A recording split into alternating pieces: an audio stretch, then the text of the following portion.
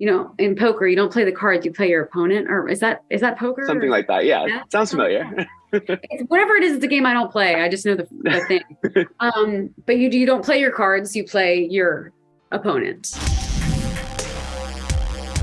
So I'll just dive right in. Janine's journey has obviously been a wild one, but this season in particular, she's kind of really asserting her agency with Aunt Lydia.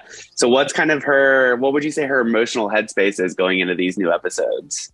An anxious one, she's very nervous about getting posted. But I think she's also feeling some level of purpose in taking care of the girls, specifically Esther.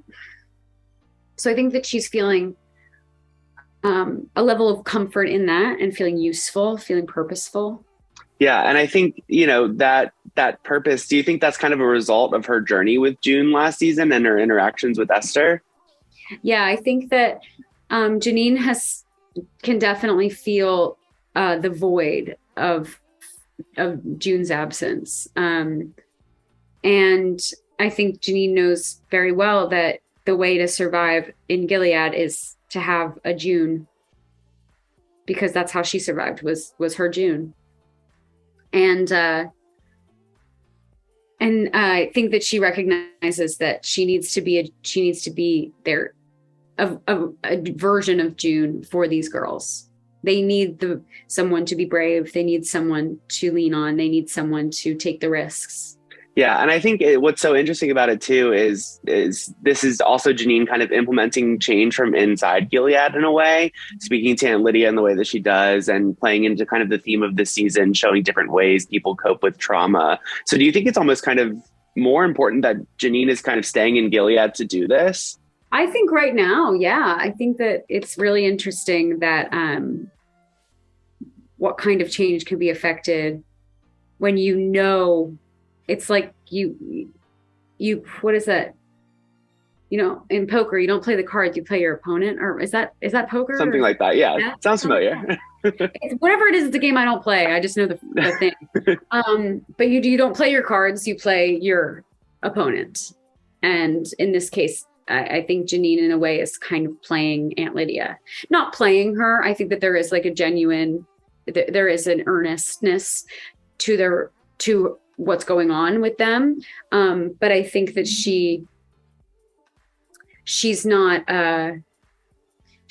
just being a good, pious little handmaid anymore.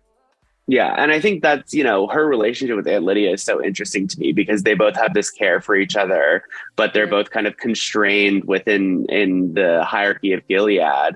And so I think going forward, it's going to be really interesting to see how Janine kind of develops. And so can you tease anything kind of about, I guess, how she kind of changes over the season emotionally, how she maybe kind of grows into this role?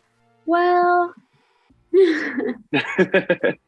yeah, I mean, she definitely grows into the role of being a leader for the girls. But it's also almost entirely just due to her own desire to not be posted. If I'm purposeful here, maybe I won't be posted. So then I don't know if I'm revealing too much, but there's talk of her being posted. And like a bunch of information is all shared at the same time. And Janine